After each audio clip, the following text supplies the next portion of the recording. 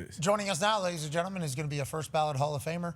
A man who is already in the Houston Texans Bull Ring of Honor. He's also calling games for CBS every single Sunday, and he's done a fantastic job every time we've heard him talk about the game. Ladies and gentlemen, the owner of the Burnley Lads and the Espanol Boys, J.J. Watt. Yeah, How you doing, J.J.? Hey guys, how's it going? Hey man, you ever been to Augusta? You ever been down there? No big deal. That's unbelievable. That's hoodie. Good for you. Good for you. Have you done this down there? No big deal. Played the course 103.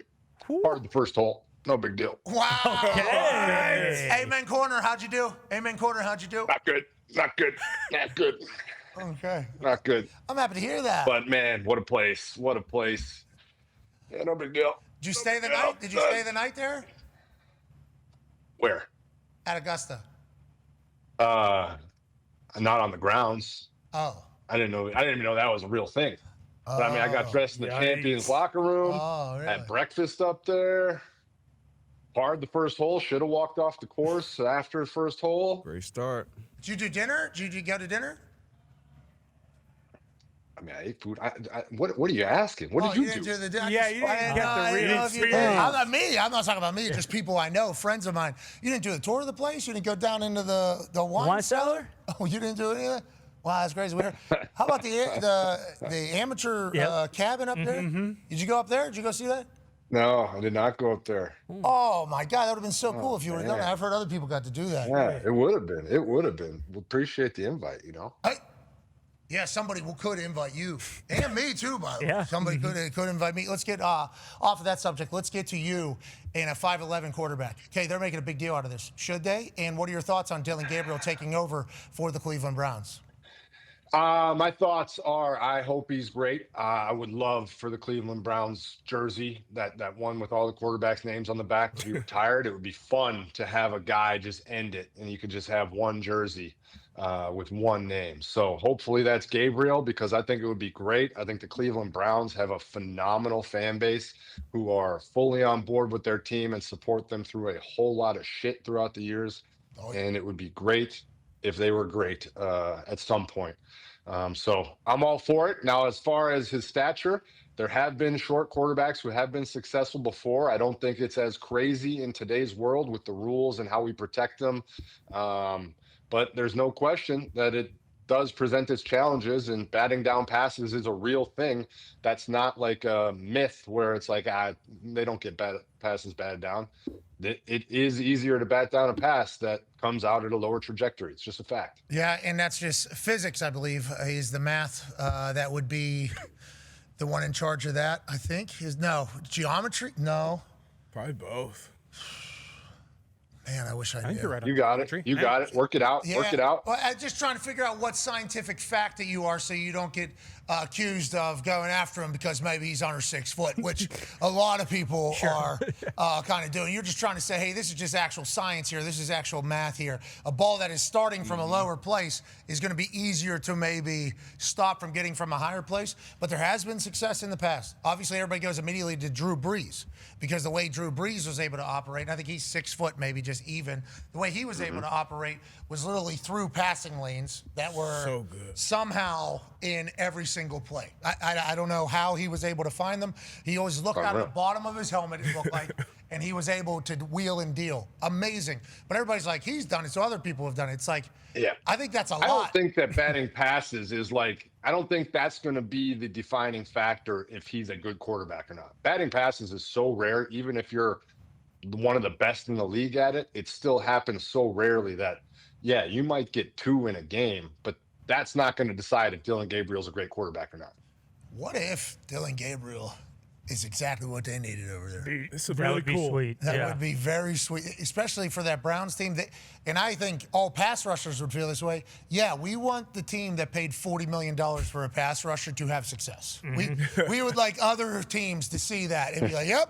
This is how you Blueprint. This is how you win in this entire thing. But that defense, And for I mean, real. that defense is rolling, dude. That defense is very, very, very good. And as a defensive guy who's kind of been through that before, I understand it. Am I freezing? Am I choppy over here? Yeah, you're a little choppy. Not the audio, but definitely your face. Yeah, we caught your face about halfway. You know, one of those types of moves. Technology. A Burnley connection. Maybe it's that soccer ball. What is that soccer ball behind you? Maybe it's radiating too much. My wife has the fastest goal in U.S. history. She scored in 48 seconds in her first ever appearance. What? I knew it was radiating too much energy. It was glitching the internet. I mean, how many? Say this stat again. What? How many seconds? Fastest goal in U.S. women's soccer history. 48 seconds. Wow. Hell yeah. Into her first game. She came on, subbed on, scored a goal immediately. So what did she? How did it work out? Did she slice and dice the entire team? Did she? What was it? Yeah, she picked it up just past the halfway line, took it down, and put it in the back of the net. It was the coolest. I mean, we were still a little early in the days there, and I was like,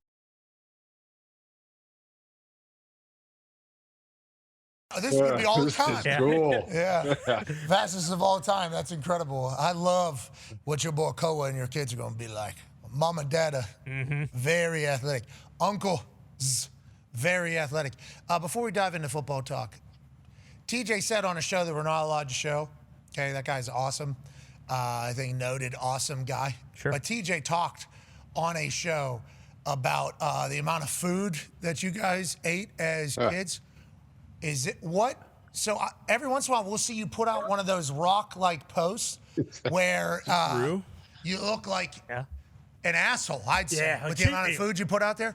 But that is literally just what you guys grew up doing, is just housing food. Is this the cheat code? Are you doing this to your kids right now? He's not lying. It was 2 breakfasts, 2 lunches, 2 dinners every day. It was the gallon of milk a day for the household. It was just, I mean, my dad and my mom were very conscious of, like, they knew that we needed to put on weight, and if we wanted to be athletic, we needed to grow. And it was a whole lot of food. And I think he told the story about peanut butter and jellies packed in the backpack for snacks at school. So you'd have your 2 breakfasts in the morning, you go to school, you eat your PB&J, then you go get your double lunch at school. And then in the afternoon, you have a PB&J, and then you come home and have 2 dinners. So it's unbelievable. It was a lot. Insane. Is that every day of your life? How long do we do this for? I mean, it was basically until the end of my playing career for sure. I had to learn to slow down and be like, hey, like once I retired, you had to be like, all right, you can't do this anymore. Yeah, well, I don't think you can do it ever. I think that is one of those things that if you withstand that for what year did you? How old were you when you retired? I was 33. 33 years old. 33 years of eating like that. Think about how many calories. Just think about the amount of peanut butter and jelly sandwiches. This guy. What kind of workouts in between? Yeah, we doing swimming in the morning. Like, how many workouts a day? No, there were some times where it was ridiculous. I mean, there were 2-a-day workouts on practice days in the NFL. It was dumb. I've said it before. There were times where it was dumb. But you don't know. It's like that thing. You got to push it to the limit until you find the limit. So you're like, all right, I got to be the best by working harder than everybody else. So I need to work harder than I've ever worked. And then all of a sudden you blow out your back and you're like, okay, there's the line. Let's back. I'm not even talking NFL. I'm talking like when you're in 7th grade. Like what is, because you're eating, because some people may see this and say, all right, let me just feed my kids and shit. Yeah, I know. And then they become fat. So what type of 500-pound life. Right. Mm-hmm. Yeah. Great show. Yeah. This is not a recommendation, but there was a lot. And this isn't like a thing where we were like, yes, Dad, give us all this food. We're hungry to be great. Like there was some pushback. There was some like, Dad, like we're full. I don't want to eat. I don't want to work out. I'm not hungry, Dad. Just stop making me PB&J. I don't like peanut butter and jelly anymore. It sucks now. I understand. But go ahead. It's like we're very fortunate. I mean, I've told the story many times. My mom was a secretary, worked her way up to become the vice president. My dad was a firefighter. We were middle class, not rich, not poor, but they spent their money trying to better us. Like that, they wanted us to be great. They took it, and we're very, very grateful and thankful for that. Hell yeah to the Watts. Hell yeah, Watts. Hell yeah to the Watts. Okay, let's talk about a Watt. TJ, we actually had to do a little bit of journalism and get the truth, obviously. Is that a full-sized mug? Yeah. You got an Andre the Giant type situation. Jesus. Wow. You got an Andre the Giant type situation whenever he's holding that beer can. You look. It looks like a Dixie cup. That's an espresso. That's an espresso cup. This is a 12-ounce cup. You're a monster. Jeez. 2 PB&Js. They sandwich the double lunch. So think about this: PB&J lunch, PB&J. That's lunch. That is what lunch is. And then he holds this mug and that thing disappears. Let's talk about another Watt that has lived a life like that and took over another country. What a performance. Go ahead, Ty. Yeah, JJ, what were your thoughts on the Ireland game as a whole? Pretty sweet atmosphere. Obviously, we called you, and kind of weird that TJ decided to lie because everyone knows that when he punted that ball into the Hogan stands, it was clearly an ode to Gaelic football. So a little weird that he wouldn't just be honest about that, but I get it. But overall, what did you think of this whole kind of experience over in Ireland? And we already are getting some of like the stats back in the viewership. This was the second most watched NFL Network international game in history. So it looks like we will be going back to Dublin once again, the Isle, if you will. Massive fan of Ireland. Been over there many times. I love it. I think the NFL, Dublin, everybody in Ireland knocked it out of the park. It looked incredible. It was a fun game to watch. I think the only change that I would make to it is the winning team should stay the next day. Like there should be a pub crawl for the winning team. Yeah. I feel like that would be next level because you can't win the game in Dublin and then just hop straight on a plane and come back. You have to hit the pub. They should have a little crawl set up for that. I think that'd be easy to call and contact. McQuaid would definitely set that up. Yeah. Over here, lad. Actually, got a tunnel over to this Follow place. me under this tunnel, lad. Don't worry. We'll be there in 2 seconds. They should definitely Or do like that. at least at minimum on the field after the game, like on Thanksgiving when they give the turkey leg, you got to just be chugging Guinness on the field after the game. Yeah, I think I saw your brother and Cam Hayward maybe afterwards had a pint they were sharing, and maybe some more were shared behind the scenes as you're on the bus and heading to the airport and everything. But you're right. Why not for the Irish game have it be different? What's the difference? Oh, you go on a pub crawl afterwards. That'd be sweet. That would be a sick thing. Now, granted, definitely going to need a bye after that. Yeah. True. Yeah. Maybe two. The game, certainly one thing. What Very Ireland interesting would what Minnesota's doing. Very interesting. I'm very excited to watch and see how this plays out for them. Okay, so they said they'd rather do this than go into Pittsburgh or into Cleveland. So what are your thoughts on that? Like, obviously the travel is its own animal, and every team has to be comfortable with what they're doing, and there's no right answer. Obviously, people have left early, people have left late. I don't even think you're allowed to leave too early anymore because of what rules are. Teams have won, teams have lost, whatever it is. In the travel, obviously, guys say, like, well, I'd rather save my bye week for later. I don't want to do it. It's like, I don't know what the right answer is. I don't know if there is a right answer. But choosing Ireland and London over Pittsburgh and Cleveland, in theory, made sense to me whenever I heard it. I would have never thought of it that way. Yeah, I think for me, the big difference here is there's a difference between going and staying 2 weeks and playing 2 weeks in the same place where you're kind of settled into the hotel, you're settled into the practice facilities, you got your routine. Then going to Ireland, playing a game in Ireland, then switching countries, going to London, getting yourselves all reset up at the hotel and everything, and then playing a game there. I do think that that's different than like a Jacksonville staying over for 2 weeks, just because of how much difference there is. I mean, practice fields and ice baths and everything is different. You have to reset up and pack and everything. So, I mean, maybe I'm making too big of a deal out of it there, but there's no doubt that the upheaval of your normal routine can affect you as a player. I think so too. And it's a lot of bullshit there. Checking in, checking out, what's the new this, what's the new that. Obviously we're on different time. When do we talk to the family? Is the family here? What does the family need? I mean, there's just a lot that goes into that on the human side. So staying focused on the game is obviously a whole nother task at hand. The Vikings are going to be looking to win this week. I mean, if they go 0-2, they're going to be looked at as doofuses. Yeah. Not only do you pick up 2 losses, which you might have been able to steal one maybe in Pittsburgh and Cleveland, but also now your team has been international for 2 weeks. How do you get back onto Minnesota? I mean, there's going to be a lot of questions if they go 0-2. And they were close. Carson Wentz almost brought them back in. He did. The Carson Wentz experience, JJ, was happening right in front of our eyes over there in Ireland. It was a special time. And now it heads to London to take on Dillon, Gabriel. We can't wait for another 9:30 a.m. kickoff. We're looking at the games for this weekend across the board. Let's make sure we enjoy the good ones. Yeah, they're going to be on. Let's make sure we got a couple good ones. Yeah, we got a couple good. We certainly got a couple good ones, and we will enjoy those. Whenever Thursday night's a big one. Yes. Rams, Niners. That's a big game. That's a good game. That's a very good football game. Looking forward to that. That's Thursday. Check out the rest here. Man, really wish Buccaneers, All right. Seahawks. Yeah, on that note, JJ, I know this would be a great game. Two former first-round quarterbacks found their footing, doing their thing. Two great Ohio State wide receivers, Jackson Smith and Jigba, Ibuka. But I know something near and dear to your heart, jerseys. Swag. Yes. An all-time jersey matchup here. Which way are you leaning right here between the Bucks and the throwback Seahawks jerseys? Dude, I do not know if you are going to see a better uniform matchup this year or even potentially in coming years. I mean, that is top tier. The thing I love about the Bucks, we all love the creamsicles, but there are some people that it can overwhelm. This with the white, understated, the creamsicle's allowed to pop, but it doesn't overpower you.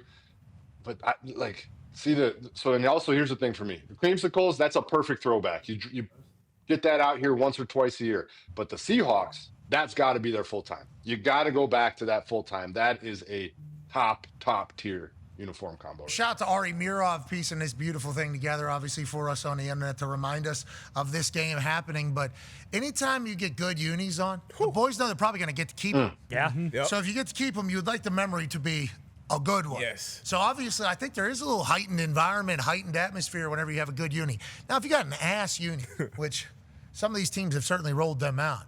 Oh, yeah. Some guys don't even want to keep the jersey after. So it's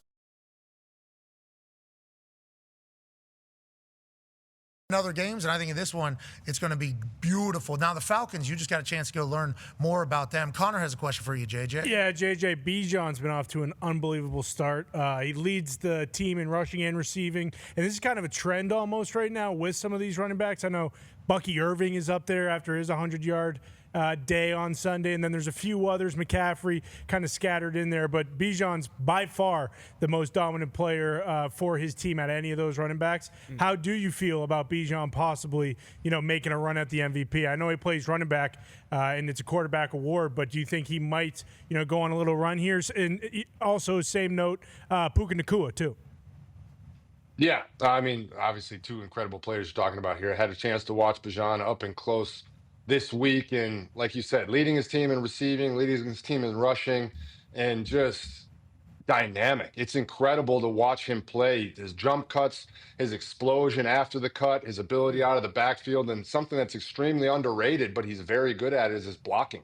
He's a really good blocker, a willing blocker. So I think if the Falcons can get on a little roll and their offense plays like they did last week and not like they played against Carolina, there's certainly conversation that should be starting around Bijan Robinson and that tier of that MVP level tier if they can get on a little bit of a run. But just because of everything that he does, also he's just a great kid. It was a lot of fun to talk to him.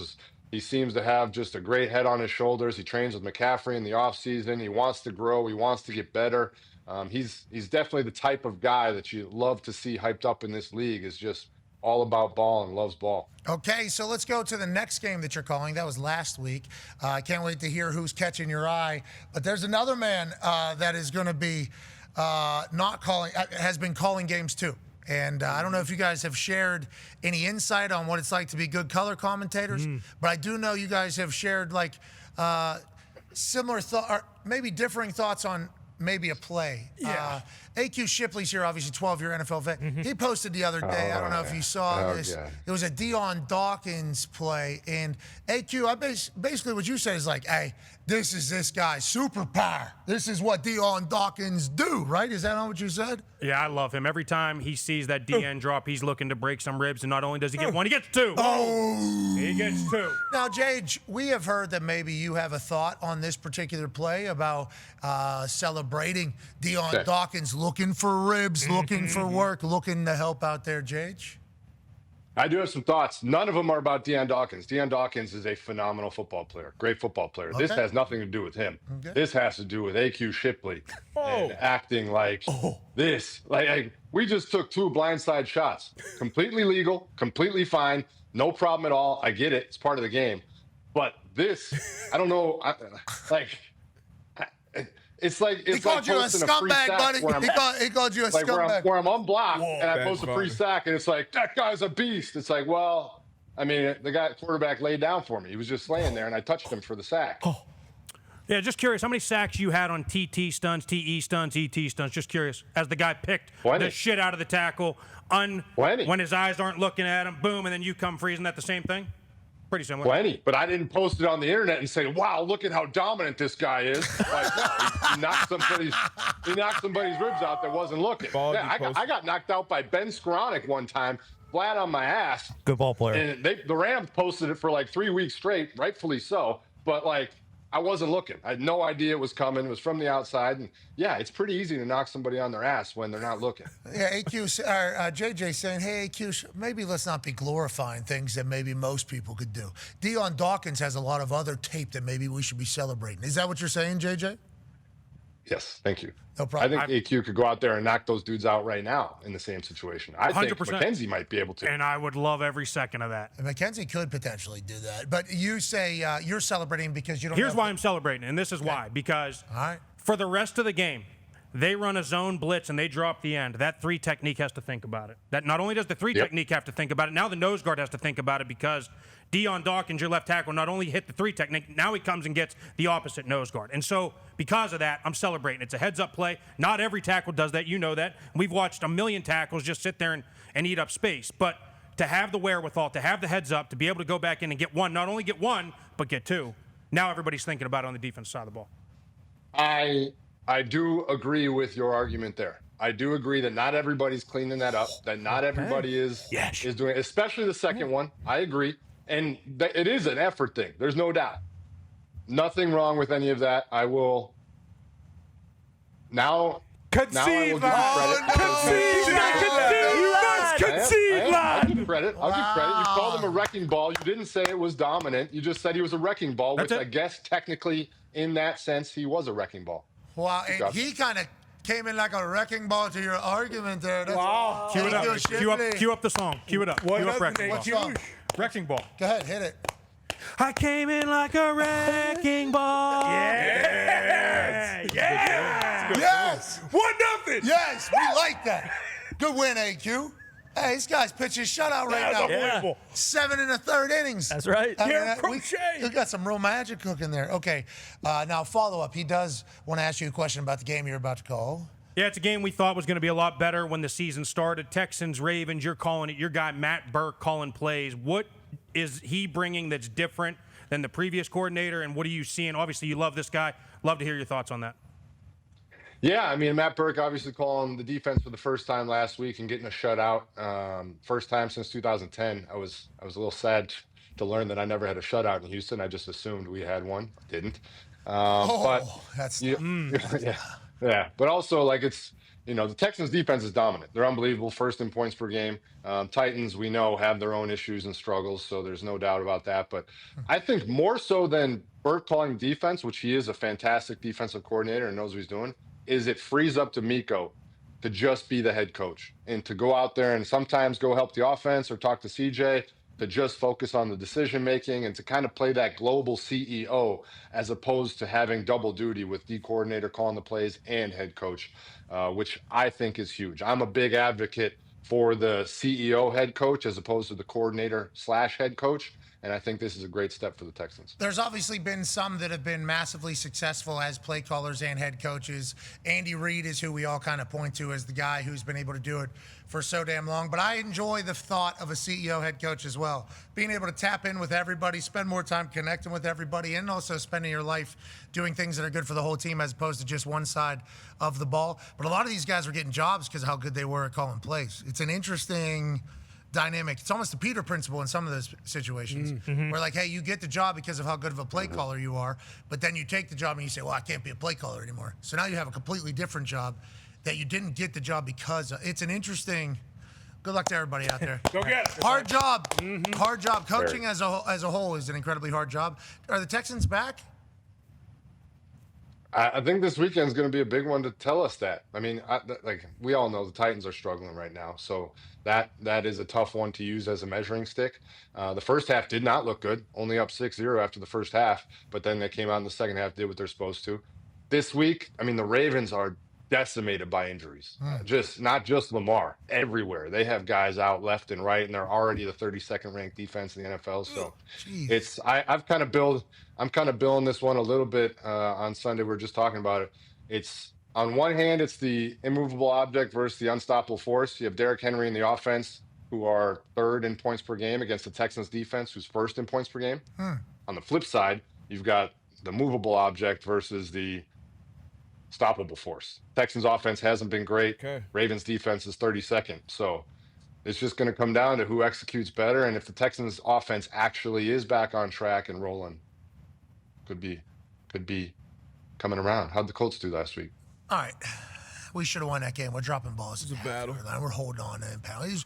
We got one guy made a couple mistakes, but guess what? He's dynamic on the field, so we're going to make sure he gets it right. And it's a good time to lose a game. It is. It's a good time to lose Or a game. tie. Especially or tie game. Yeah. Your thoughts, Jage, on the Colts should have won this game. We all know that. Talked to Matthew Stafford afterwards. Matthew Stafford said, that's a good team over there. Yeah, he did. Yeah, that's a good team over there. That was good news. That's all I need to hear. Let's talk about the tie from you. I need to hear your thoughts on Cowboys-Packers. Micah to Jerry World. Did you see Micah come out with the band on his waist still for his first time going onto the field? Back on to Jerry World, he had a band around his waist, like one of those warm-up bands. He kind of just kept it for the entirety. And at one point, he grabs it, so he knew it was there. But that was interesting to me. I'd never seen that before. But what do you think about it ending 40-40, tie ball game, and Jerry Jones going, well, they got Micah, and we got, and we tied. So you tell me. What are your thoughts, Jade? I didn't see the workout band until now. That's an interesting one. Accident? You think that's accident?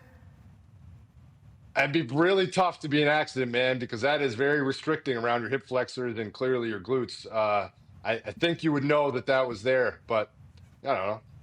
I guess. It was a crazy game. It was a wild game. I haven't seen any Jordan Love quotes since, but like, did he know that the game was going to end? If that clock hit 0 at the end? Well, LaFleur seemed to not know that. He said that today, and he was like, wow, I was just thinking on the sideline, like, this is going to be bad. We're not even going to get another playoff. So, but he did say. What? Yeah, he said that today. He said, I started looking up at the clock, and it was going down, and I was thinking, oh, my God, we're not going to get a playoff. And then that's what happened. What it looked like, man. Yeah, bingo. But he did say, it's he didn't lie. We appreciate him not lying. Let's give him his LaFleurs for not lying. And he did say that was embarrassing, and that can never happen again. Yeah, man. There you go. Do we hear him, Ty? It was like watching a slow motion car crash in front of your face. I was just looking at the clock like, oh my God, there's going to be no time left. It's a very humbling experience, and obviously it's unacceptable, quite honestly. I'm sure it'll be teach tape around there. I'm sure everybody will be done. Yeah. True. Jeez. Very true. Yes, they will. Hey, if we get in this situation, what are we doing? Not what these idiots did. Okay, we are going to know that we need another play. We're in field goal range. We can tie. It sucks, but we can certainly tie if we have to. Didn't feel like Jordan. Watching that live, I thought for sure that clock was going to at minimum hit 0, and they might put one back on. It's crazy that clock did not hit 0. And especially in Jerry World, I think a lot of people would think Jerry, especially on Big Michael's return night, there would be maybe a favorable clock. That thing stopping at 1 was certainly good news for Packers fans as McManus came out and tied that up. But everybody on earth now just says, this shouldn't be allowed. Jage, your thoughts? Yeah. I mean, I can obviously, as a fan and somebody watching the game, I do not want to see it end in a tie. I want to see some form of victor. Now, I have also personally played in back-to-back full overtime games on a Sunday and a Thursday. So I had to just play it overtime, full 15 minutes on a Sunday, go on the road on a Thursday at 11 a.m. on Thanksgiving Day, and play a full overtime game on Thursday. So I played 10 quarters in 5 days.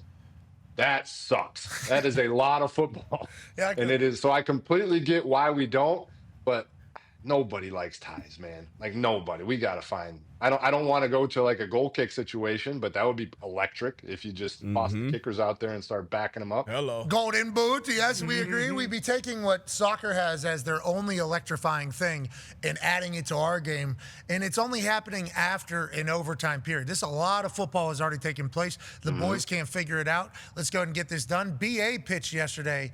Offenses, 8-yard line, one play, score a touchdown or not score a touchdown. So instead of the golden boot, just have your offense, defense go out there, one play, ball on the 8-yard line. Obviously, if offense scores, defense gets a stop. That team wins. If both teams score. That's like college after the first two, right?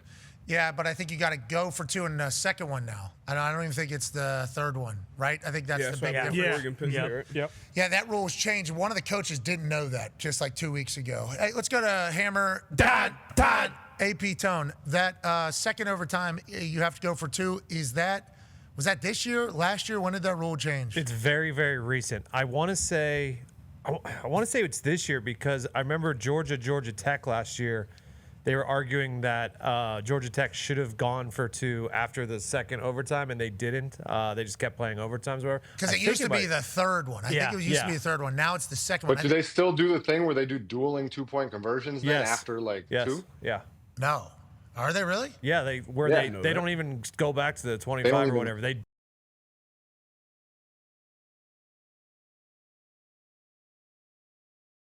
move it to the There's like 7 of them. Texas A&M had the one where it was like 7. They're just going back and forth. Maybe just start with that. Where are you this week? Where are we at game day? Alabama. Oh. Hosting Vanderbilt. Alabama, pretty good team. Who have they beat this year? That's no, we don't need to know that. We don't. Let's talk about Vandy. Let's hype Vandy up.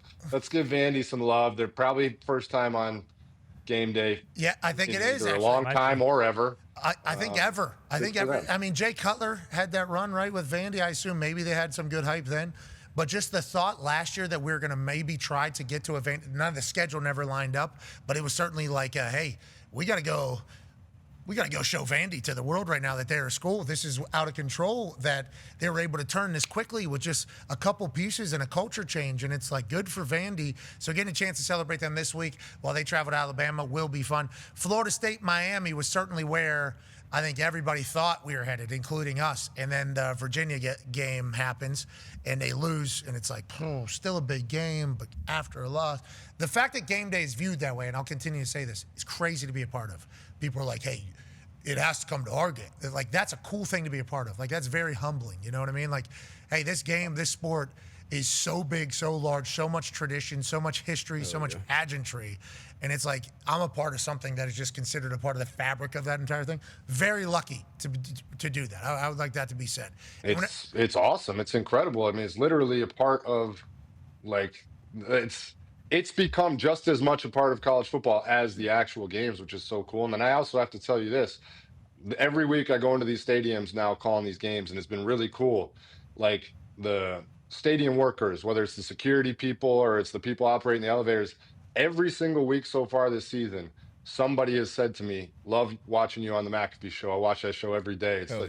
It's such a great show. So you guys do a great job. So your demographic and audience is the people doing it, out there working, putting in the time, the police officers, everybody loving it. So it's been really cool to see that response. Yeah, we're very thankful for the folks that watch this show, but also we're thankful for you coming by the show. You're great on our show, brother, just like you're great in the booth. We appreciate the hell out of you. How are Burnley and Espanol doing? We got a big weekend coming up. Everybody plays on Sunday. I got the Texans Ravens. Burnley's got Aston Villa. Espanol's got Real Betis. I don't know how to pronounce it. The Buzzes team? Yeah, they're almost. Holy shit. That's a good squad in the league. That's a tough game. What's the name of the team, Gumps? Real Betis. Okay, so it's not Jerome Betis. Do we know that They for do sure? say Betis in Spain, though. Okay, we don't know for sure if the bus is associated with Betis, but they are a good team over there. The Espanol squad needs. Do we continue winning, keep winning, or start winning again? We've been drawing, so we could get on the W train again. We're see NFL. rolling. That's what we're talking More about. draws again. Hey, Raj, you hear what he just said? That's what they're doing. Yeah. Okay, against Bettis. Yeah, Jerome Bettis' team, you know. Okay. And they're calling it football. Okay, we can't be doing that. Commish, enough. Immediate meeting, 32 only. Let's get a rule done. Yeah. Can't have another tie. And change that primetime Thanksgiving game, too. Get the Bengals out of there. Yeah. All right, we appreciate you. Ladies and gentlemen, he is future first ballot Hall of Famer, J.J. Watt. Yay!